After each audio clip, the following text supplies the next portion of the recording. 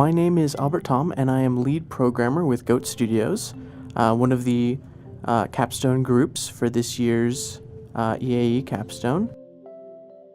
And we made Year of the Gear. It's a 2.5D platformer, a sort of physics puzzle platformer, where we take the unique approach of making it so you can't jump. So instead, you play as a small little gear, and you have to fling yourself from platform to platform by attaching yourself to these other gears and launching yourself through the air. Working with Goat Studios, and especially, just the format that this project is in, is it really teaches you the importance of really just time with projects. With previous projects, there's always, deadlines and stuff like that.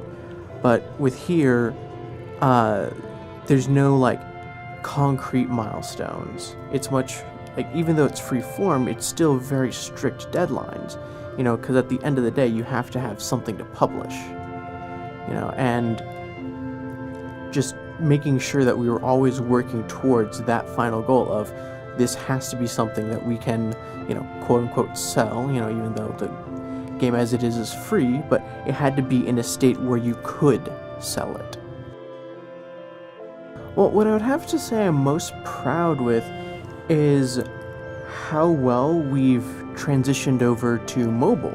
Because when we originally started designing this game, we really weren't thinking about mobile. It was always a PC game first, and partway through development, we decided, as an experiment, how easily could we implement mobile controls? And after just playing around with it, getting those mobile controls in and then just playtesting it, we realized how enjoyable it was on mobile, and it sort of shifted the way we thought about the project, and we ended up as a mobile first game. We still have PC builds, and we're still possibly going to be publishing to the Windows 10 App Store, but first and foremost, it's a mobile game, which none of us really saw coming into this project. What I liked about GDC, well, it's a very interesting experience to really immerse yourself in the industry. It's not 100% an industry event, because they do have a lot of the more consumer targeted things there, people selling their products and all that stuff.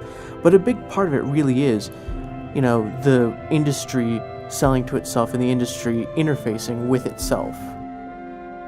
As far as the game goes, there's not really anything that I particularly hate about it, but what I do find just really odd and funny is, I view myself as a pretty competent gamer, and I helped make this game, but I am terrible at it.